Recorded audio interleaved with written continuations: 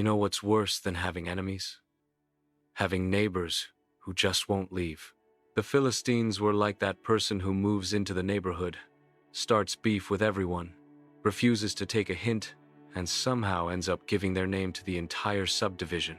Except, instead of a subdivision, it's an entire country. Palestine, named after people who weren't even supposed to be there. Welcome to the Philistines, the invaders who became Israel's longest-running antagonist, proving that sometimes your biggest problems aren't the ones you create. They're the ones God allows to test whether you'll actually trust Him.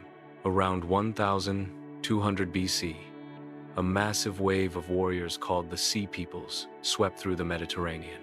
The Philistines were part of this group, settling along Canaan's coast right in territory Israel never fully conquered.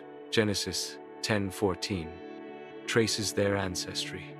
The Pathrusim, the Casluhim, from whom the Philistines came, and the Caphtorim.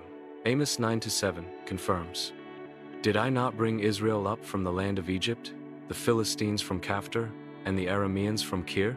They came from Caphtor, probably Crete or the Aegean region. They established 5 major cities: Gaza, Ashkelon, Ashdod, Ekron, and Gath.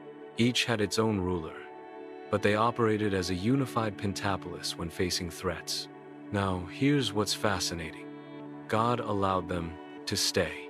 Judges 3:1-3 explains, "These are the nations that the Lord left to test all the Israelites who had not known any of the wars in Canaan, the 5 rulers of the Philistines, to test whether they would keep the commandments of the Lord."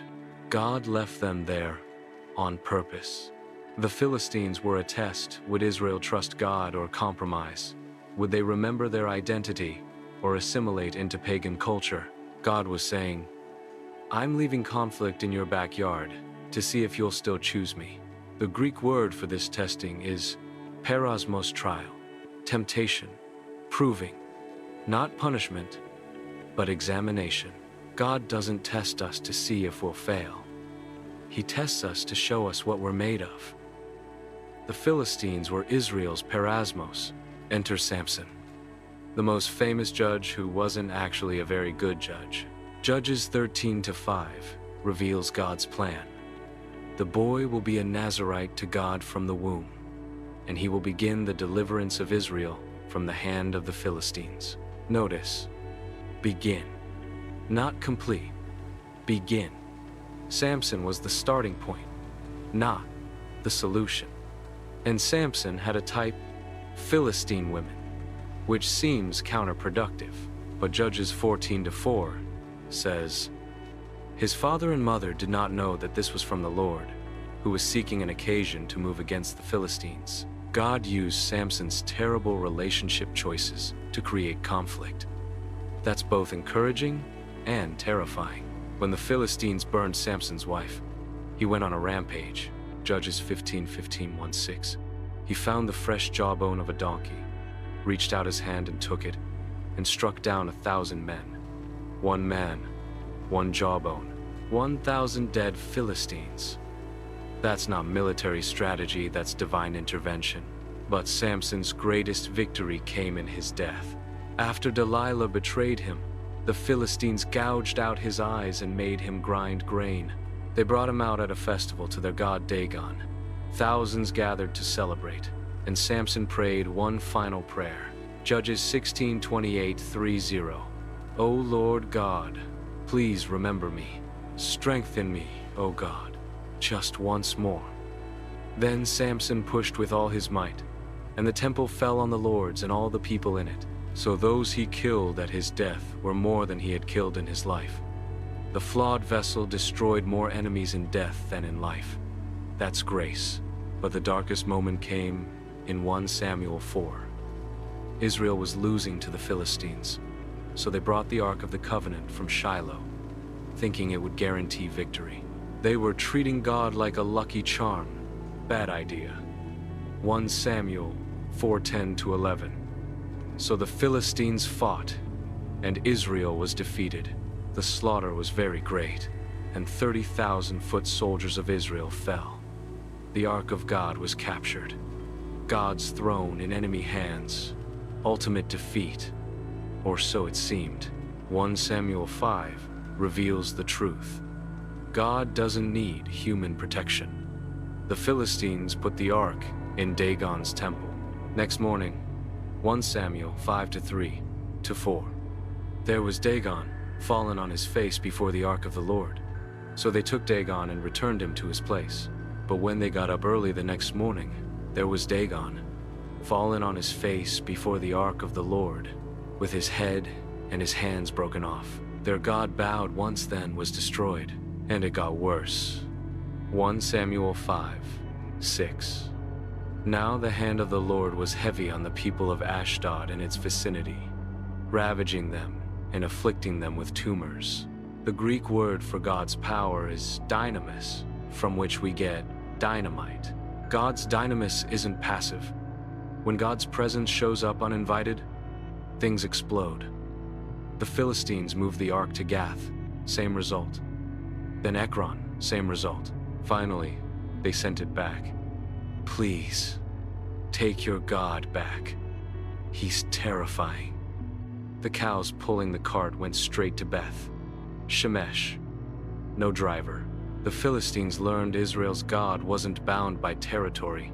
He was sovereign everywhere.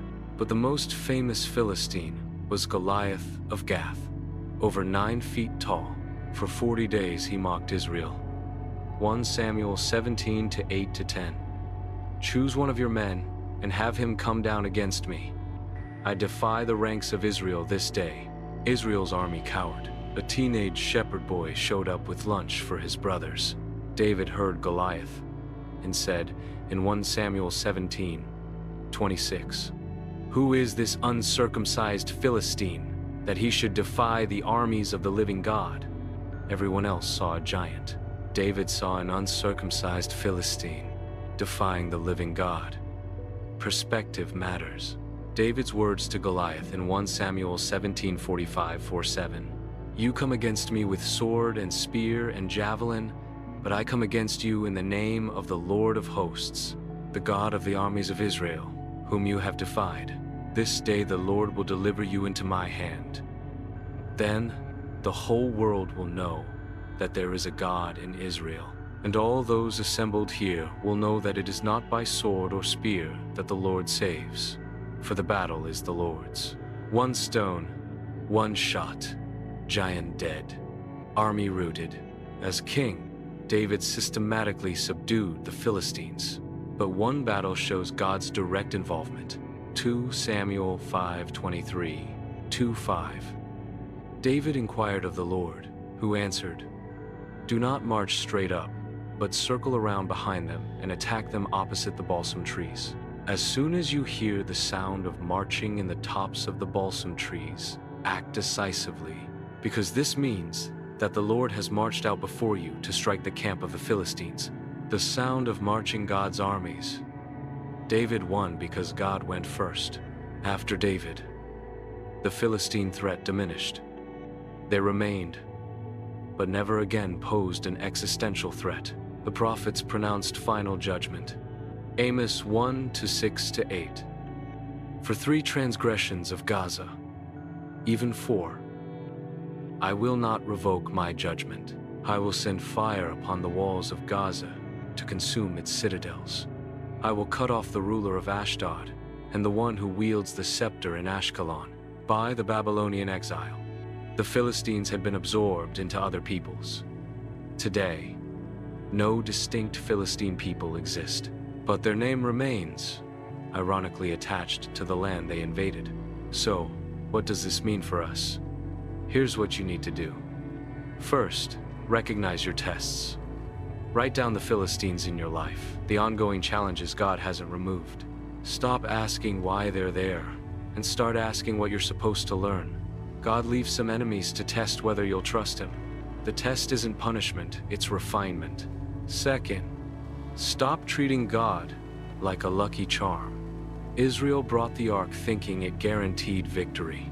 We do the same using prayer like a good luck ritual, expecting God to bless our plans without asking if they're His plans.